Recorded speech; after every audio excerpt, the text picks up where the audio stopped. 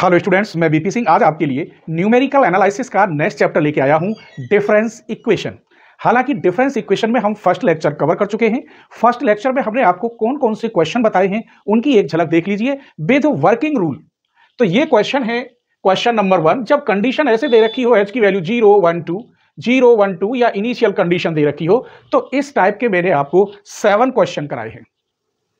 आज मैं लेक्चर 2 लेकर आया हूं और लेक्चर 2 के एंड में यह भी बताऊंगा कि लेक्चर 3 में टॉप मोस्ट क्वेश्चन कौन कौन से हैं। आप स्क्रीनशॉट ले लीजिए।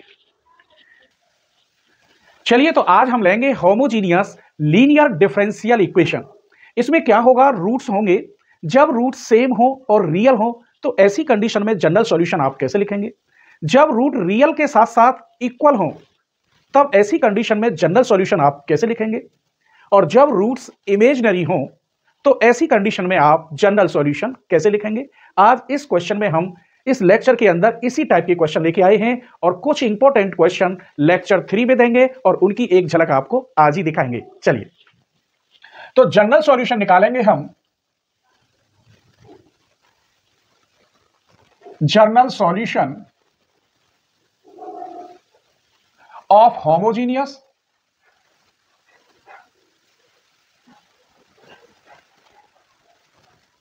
Linear differential equation. लीनियर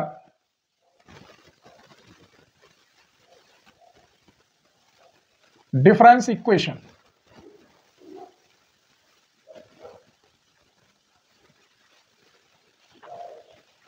तो जो छोटी छोटी बातें हैं इसमें वो मैं यहां रिपीट करूंगा, उनके लिए इतना समय नष्ट नहीं कर रहा। आइए, जब रूट्स रियल और डिस्टिंक्ट हो तो ऐसी कंडीशन में जनरल सॉल्यूशन कैसे लिखेंगे, फिर इस पर हम कम से कम 2 क्वेश्चन देंगे। आइए, केस फर्स्ट में when roots are real and distinct,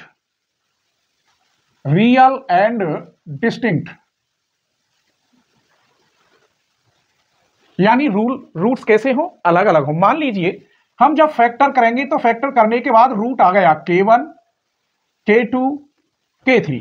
तो ऐसी कंडीशन में ये 3 रूट आए K1 K2 K3 यानी डिफरेंट आए, तो आप जनरल सॉल्यूशन कैसे लिखेंगे। तो जनरल सॉल्यूशन आप लिखेंगे yx equal to C1 K1 की power x plus C2 K2 की power x plus C3 K3 की पावर x, ये लिखेंगे तो एक क्वेश्चन हो जाए। चलिए, तो हम एक क्वेश्चन लिख रहे हैं, solve the difference equation. Difference equation question ले रहे हैं yx plus 2 minus 8yx plus 1 plus 15yx equal to 0। अब इसके लिए आप कुछ वर्किंग रूल देख लीजिए। वैसे न्यूमेरिकल एनालिसिस में लेक्चर 1 2 3 देखेंगे फाइनाइट डिफरेंस वाला, तो उसमें सब कुछ डिटेल में दिखाया है। मैंने वहां पढ़ाया है आपको डेल ऑफ एक्स। तो ये होता है खोलने के बाद F x plus h minus के F x.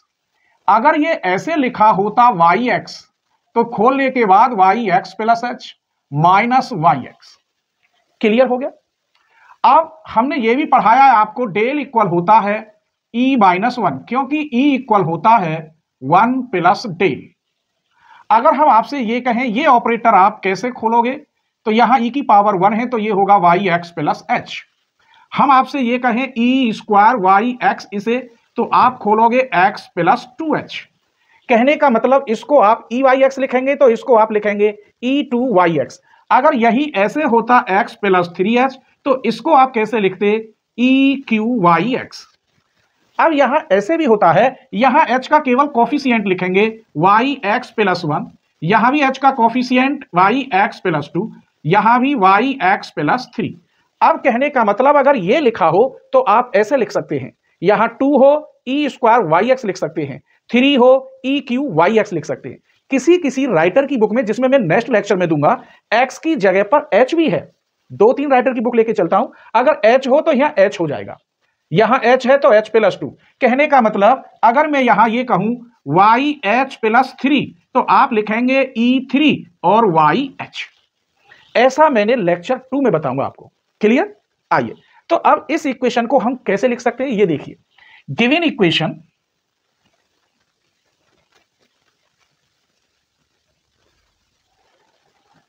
Can be written as,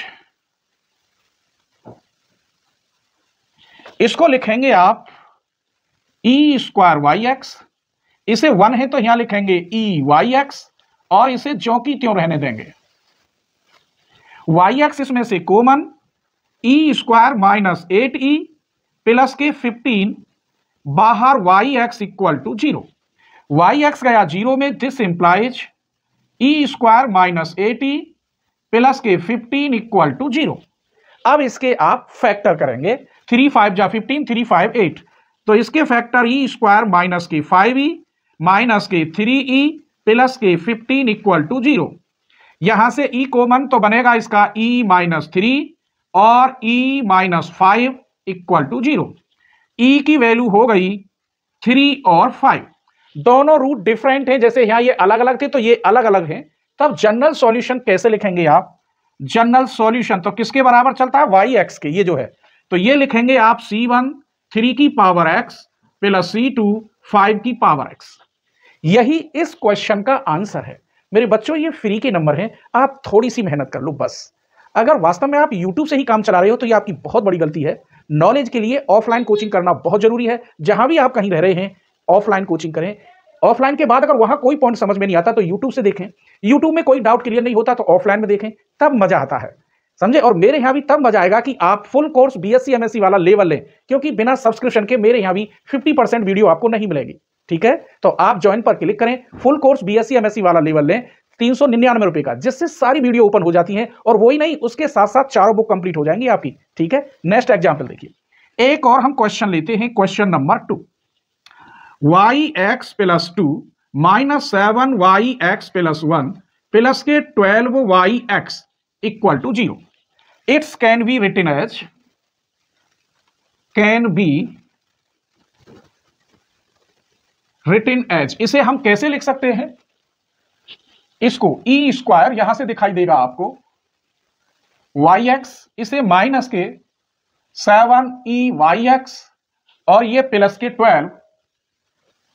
12y(x equal to 0। Y x common, यहां बचा ई स्क्वायर माइनस के 7e प्लस के 12 बाहर y(x equal to 0। Y x 0 में गया, ई स्क्वायर माइनस 7e प्लस के 12 इक्वल टू 0। फैक्टर करेंगे e minus 3 e minus 4 equal to 0।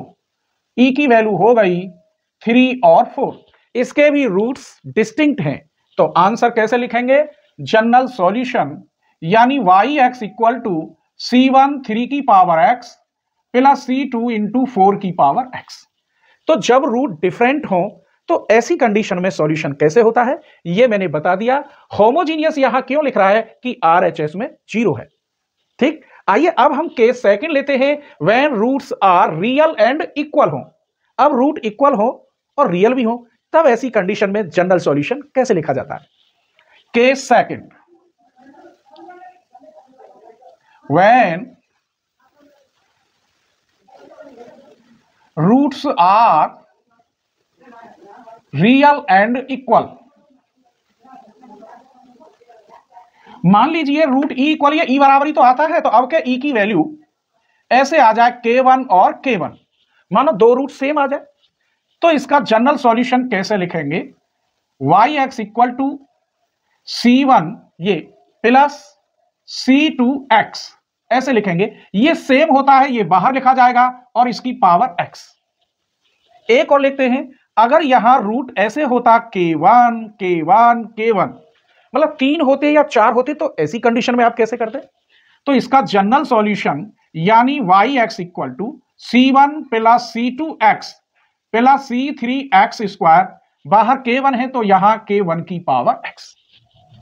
तो क्वेश्चन ले लें इस पर। आइए एक क्वेश्चन लेते हैं, क्वेश्चन नंबर 1। यहां हमने आपको 2 क्वेश्चन बता दिए, तो इसे थोड़ा अलग टाइप का ले रहे हैं हम। f(x प्लस 2 माइनस के 2f(x प्लस 1 प्लस के f(x इक्वल टू 0। अब इसे हम कैसे लिखेंगे? एक ही बात है, यहां रफ है, ई एफ एक्स का मतलब होता है एफ एक्स प्लस एच, और एच की जगह पे हम 1 भी रख सकते हैं, कहने का मतलब एफ एक्स प्लस 1। तो ये क्या हो गया, ई एफ एक्स। अगर यही ऐसे होता एफ एक्स प्लस 2 तो इसको आप लिखते ई स्क्वायर एफ एक्स। बेसिक से लेके चलूंगा, घबराइए मत, हर पॉइंट क्लियर करता हूं मैं, ठीक है। आइए, तो मैं लिख रहा हूं इट्स यही वाली given equation can be written as, given equation can be written as, इसे आप लिखेंगे E square F X minus 2 E F X और plus K F x equal to 0। यहां ई स्क्वायर माइनस के 2e प्लस 1 बाहर f x equal to 0, E square minus 2e plus 1 बाहर 0, e minus 1 का whole square equal to 0। This implies e equal 1,1। दोनों value same आई हैं, तो इसका answer general solution, यहां तो आपने yx लिखा था लेकिन yx की जगह पर यहां क्या लिखेंगे fx, तो fx इक्वल हो गया c1 प्लस c2x बाहर 1 की पावर x। अभी मैं एक क्वेश्चन और लूंगा रिपीटेड रूट का, फिर केस थर्ड में आपको बताऊंगा जब रूट्स इमेजिनरी हो तो ऐसी कंडीशन में सॉल्यूशन हम कैसे करते हैं। स्क्रीनशॉट ले लीजिए। चलिए तो क्वेश्चन नंबर 2 देखते हैं। इस इक्वेशन को हम कैसे लिख सकते हैं, ई क्यू वाई एक्स, चलिए डायरेक्ट कर रहा हूं, यहां E square minus E minus 1 बाहर y x equal to 0। Y x गया 0 में, तो यहां आया E cube plus E square minus E minus 1 equal to 0। इसमें से क्या कॉमन है, ई स्क्वायर कॉमन, तो यहां बचा ई प्लस 1, माइनस कॉमन, यहां भी ई प्लस 1 इक्वल टू 0। तो ये हो गया ई स्क्वायर माइनस 1 और ई प्लस 1 इक्वल टू 0। यहां से ई की वैल्यू हो गई 1 और माइनस 1, यहां से भी माइनस 1। तो यहां 3 रूट आए, एक तो 1 आया और 2 रूट सेम आ रहे हैं। तो इसका जनरल सॉल्यूशन कैसे लिखेंगे, जनरल सॉल्यूशन यानी वाई एक्स इक्वल, इसे लिखेंगे c1 इंटू 1 की पावर x, इसे लिखेंगे c2 प्लस c3x, दोनों सेम हैं, और बाहर माइनस 1 की पावर x। आइए तो अब हम केस थर्ड ले रहे हैं, जब रूट्स इमेजिनरी में हो तो ऐसी कंडीशन में आप कैसे सॉल्व करोगे। चलिए केस थर्ड,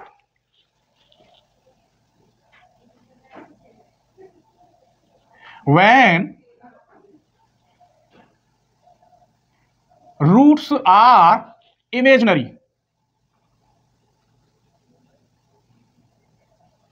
मान लीजिए इमेजिनरी में मैंने ये कहा, ये ई की वैल्यू आई इस टाइप की p plus minus I Q. इस प्रकार जब रूट आए तो आप कैसे आंसर लिखेंगे, तो इसका जनरल सॉल्यूशन होगा y x equal to r की पावर एक्स ब्रैकेट में c1 cos theta x plus c2 sine theta x. अब आर व थीटा की वैल्यू क्या होती है, वेयर आर इक्वल बनता है अंडर रूट के अंदर P square plus Q square, ये वाले, और थीटा की वैल्यू होती है tan inverse Q upon P. तो एक क्वेश्चन ले ले, 2 क्वेश्चन बताएंगे यहां पर भी, ठीक है। आइए question number 1, solve the difference equation.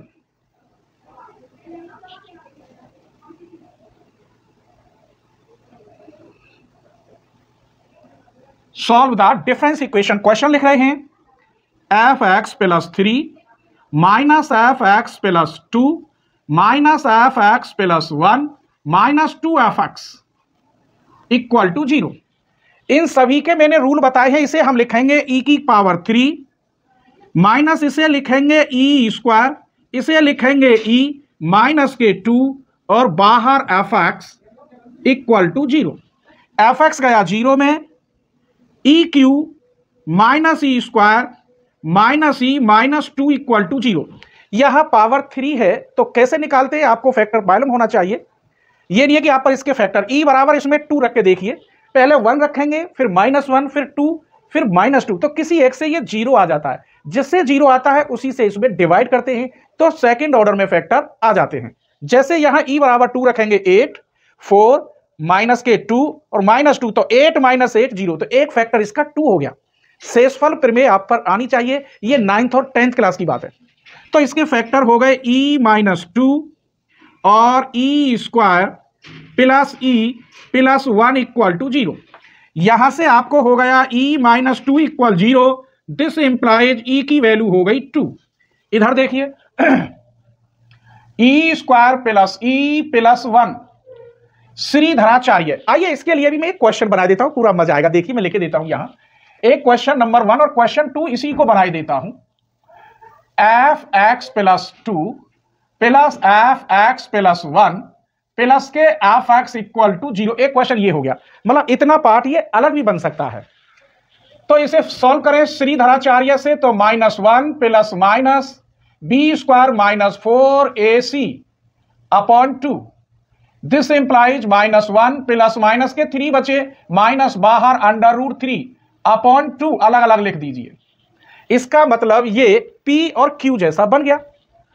तो इसका आंसर तो हम बाद में लिखेंगे, पहले P Q की तुलना करके हमें R की वैल्यू निकालनी है और थीटा की। तो here P equal -12, Q equal √3 upon 2, R equal √ के अंदर P square plus Q square, 3/4 1/4 1 आएगा, और theta equal tan inverse Q की जगह पर ये P की जगह पर कट के -√3। अगर आपको पता हो तो ये बन गया tan इनवर्स tan 180 माइनस 60, क्योंकि सेकंड क्वाड्रेंट में tan कॉट नेगेटिव में होता है। तो थीटा इक्वल ये कट गया 120 और 120 को लिख सकते हैं 2π/3। तो E के जो फैक्टर आए आपके, एक तो हमारे पास 2 आया और एक फैक्टर आया माइनस के 1/2 प्लस माइनस i √3/2।